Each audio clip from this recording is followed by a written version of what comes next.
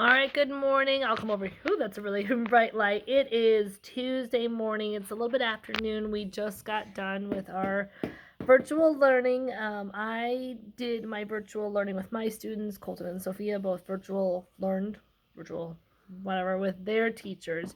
And then the afternoons, I just wanted to share a little bit of how it's like for me as a part-time working mom, because I do full-time work, but a lot of people don't always necessarily know a lot of the stuff that teachers do. So I wanted to spend just a little bit of time getting on here and share with you outside of my classroom when I'm with my students. So I'm with my students from 9 till 12.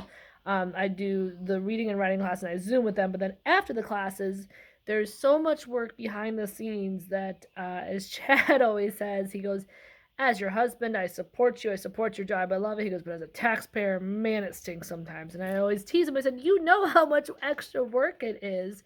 But I wanted to share with you guys a little bit of a struggle that we're having with virtual learning. So I'm going to show you guys what we are working on this afternoon. So Sophia did her virtual learning with Mrs. York, which is a colleague of mine, and now she is doing a vocabulary sheet. So she is sitting next to me and she has to read the words and then do what, Sophia? Then write the stuff that's on the back. Would you read us your words, please? Okay.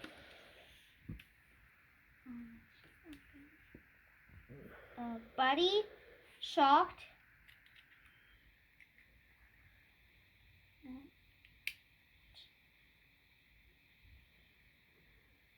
What's the rule?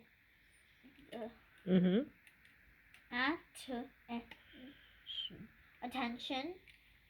And that one's scratched out, so you... Safety. Then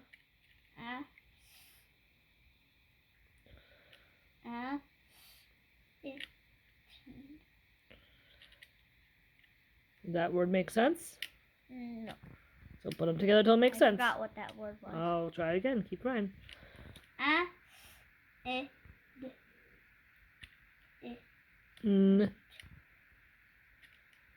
Sounds like accent. It's not accent. Try it again, blend it. And while you are blending it, I'm going to come up here and I am going to show you the Teachers Saving Tool. So this is a website that I use. It's called Planbook. And it has been a lifesaver for me as a teacher. So today, I didn't get to do everything that I was supposed to do in my lesson. So I can go here and go to the top of it. I can edit the lesson, which means I can cut and paste it. I can lock it. I can move the lesson. I can link it. I can copy. I can bump it forward. I can bump it backward. The amount of days and times I spent cutting and erasing and repenciling lessons when things like today, we spent time in class talking about our return to learn plan, and I didn't get to some of the things I had scheduled. So all I did was I went here to my lesson for my plan book, which was on Tuesday, and then I just hit move, and it moved it all over to Wednesday. So it automatically did it right there for me. And that is a large part of teaching, is you have all these plans, and then there's a fire drill, or there's an assembly, or there's all these things that you don't have scheduled. And so if there are any teachers out there, planbook.com is, I think it's maybe $20 a year, but it is a lifesaver as far as teaching. So you see I have all of this stuff that was here, supposed to be here today, but because of our conversation and things in class, I had to then move it. And instead of cutting it and pasting it or erasing it and rewriting it, I literally just hit move forward, and it's been a lifesaver. You can even do things where you can add assessments, announcements, classes, no school days. So as you see here, next week we have our round of formative testing, and I just put myself, okay, it should say test, not lesson, but there's the event. I have a lesson here. And then I've already planned a writing lesson, so I can save something there. I can then put, okay, there's no school because it's Martin Luther King Jr. Day, and then we don't have school on Friday. So I'm able to already put things in here. You can view it by the week, the month, everything. You can print it, you can find it, you can subtract. There's tons of features on this plan book, and I just wanted to share it. So what are you doing, Aaron? I am making homemade steak fries. What are you doing, Colton? I am blogging. Oh. Again. Again? Yes. So I'm gonna make homemade steak fries. I'm gonna take potatoes. Yum. Yeah, super exciting. So where'd you get these? From the grocery store. So you didn't pick them out like a woman?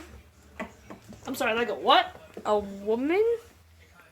Did he just ask me if I picked my potatoes like a woman? No, I did not hand pick my potatoes from the yard. Now, what my aunt's gonna do though is I'm gonna mix them with a little bit of olive oil, then a bunch of spices. Ooh. And you know why these are called steak fries? No, I do not. Steak fries are always fatter versus skinny. And here at our house, we don't buy the French fries that you can put in the frozen. We buy, We just buy potatoes. and then we make them from Oh, scratch. Steaks are frozen still. Oh no, not the frozen steaks. Frozen steaks, no. Oh. So what Daddy's gonna do? Daddy is prepping steak for dinner tonight. Daddy's got to season them. And defrost.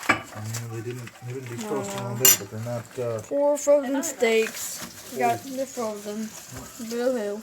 We got ribeyes there, and these are New York strips. Yeah. And we're trying a new one tonight. Well, not a new Good steak steak. to Mommy and Daddy, but a new steak from the Small practice. plate, please. Small plate, please. What's the new steak we're trying, Daddy? Is it this one? Yeah. Then It's this a fillet. must be filet. So we've had fillets when we go out to restaurants before. We've never had them here from the package. So. Hey, Chad, what kind of day did you have at work? I had a day. You had a day. Did you have like the best day ever, or did you have like a let's try a new beer day ever? It was a trying day, so let's have a beer. Okay, so very excited. I think did we show this in the summertime one? We didn't vlog in the summer. Our first vlog was November 1st. Okay, so the summertime Leinenkugel is awesome beer, first of all, but Leinenkugel did a summer brewology mixology pack, and this one is their winter one, which has a Honey Wise, Berry Wise, which Berry Wise is more of like a summer one, but anyways. Then they have their creamy dark lager, and then their Snowdrift porter. All of them individually are fantastic beers. But the cool thing I like about this, okay, I had to clean off the lens. It's like 1,000 times better. The really cool thing I like about these brewology packs is it tells you, so when you open it, it gives you combinations. So they're like, hey, mix these two together, Honey Wise and Berry Wise, or mix all these together. Now we did this one last time, the creamy dark and Honey Wise, and that one was not very impressive. Let's be blunt, it was crap. No, it wasn't crap. It was crap. It was honey-ish, but then it tastes, I don't know, it was a little different. So tonight we're going to try the Berry Wise and the Snowdrift. And it's interesting because it tells you like 3/5 of the bottle, 2/5 of the bottle, half, half, half, half. So we're going to try these two together, which should be interesting because I generally don't care for porters. They're a little too dark, so I'm curious what the porter and the Berry Wise will do together. How's it taste? It tastes, okay, this is gonna sound gross. It tastes like I licked a forest floor. Like not in a weird way, but it's earthy and berry-y. Like it's very smooth. Yeah. Does that make sense? Like it's, No, I tried it. I agree. yeah, it's like I licked a forest floor, but in a good way. Yeah. Like I licked a Midnight Summer Dreams forest floor. It was really cool. It's good. So if you are looking for something fun and interesting to do, I would not suggest doing the whole pack, but it's something that we enjoy. Maybe like twice a week we just try to, when Chad had a really bad day at work, and I have virtual learning, but it's a really cool thing. They do have a summer brewology that has the that has the grapefruit, what's the other one? Grapefruit and lemonade. Shandy. Summer Shandy and the grapefruit and the Berry Wise, and the other green one, which is not a creamy dark, it's a Kolsch is how you say it? Kolsch. Kolsch. Those four are in their summer brewology pack. It's just something different to get a bunch of friends together and try some beers. All right, Chad, how are those steaks coming? What happened? Went off and they're a little bit too rare. Oh, is that what happens when you grill in the dark in February or January? It's a little too rare for me. But something I wanted to share is the kids are eating some of our last cream corn from this summer. This recipe is from my great grandmother. And how's it taste? But hot. Hot. Well, yeah, my great grandmother taught my grandmother, who taught my mother, who taught me how to make sweet corn from Oklahoma, and it's basically a bunch of water and salt and pepper, and you have to blanch the corn and cut it off. And so this is our last little bit of sweet corn. It lasts us until almost January. I guess we'll have to get more corn this summer. Why don't we make it ourselves? Do you remember our farmer's box we got this year? Yes. Should we get our farmer's box again? No. No, but it's been a really long time since we went to the farmer's market in Decatur. It is. So one of our favorite shows to watch as a family while we eat, which sounds really weird, is Man vs. Food.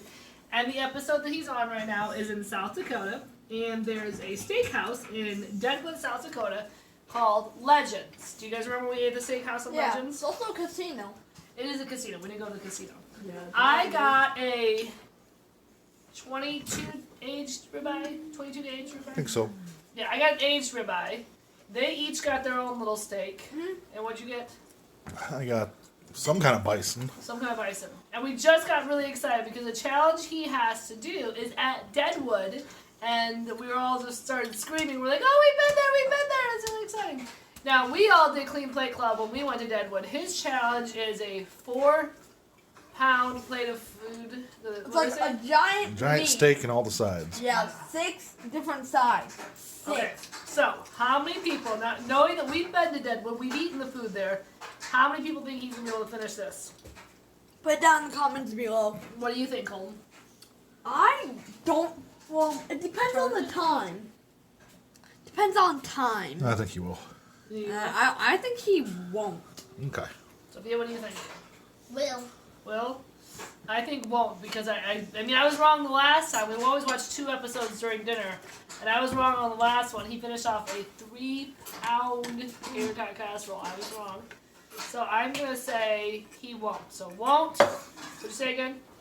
Won't win, won't win. Won't. Yes or no? Will. Yes. No. No. Yes. Yes. All right. We are tied half to half. So, like I said, that was probably easily one of the best steaks I've ever had. That dry age. That Very marbling. good. Oh, it was fantastic. All right. Let's see. He can't make it. Last Did bite. he? No, he can't. He did it. I called it. Daddy called it. Sophia called it. We did. You guys owe me dessert. Okay. All right, Sophia. Okay, it seems like we did it again. We did another vlog where we featured mostly food. Mommy could We jump talked us. about food. We showed what we ate. We watched food on TV. And now we're ending our night. But Gremlins are going to end their night trying to beat Mommy in chess and haven't figured it out. Ah! Try. I've already taken her queen, her bishop, and one of her knights. She took in a lot of pieces. That's a knight. So we'll see you guys tomorrow. And remember, don't feed your gremlins steak after midnight.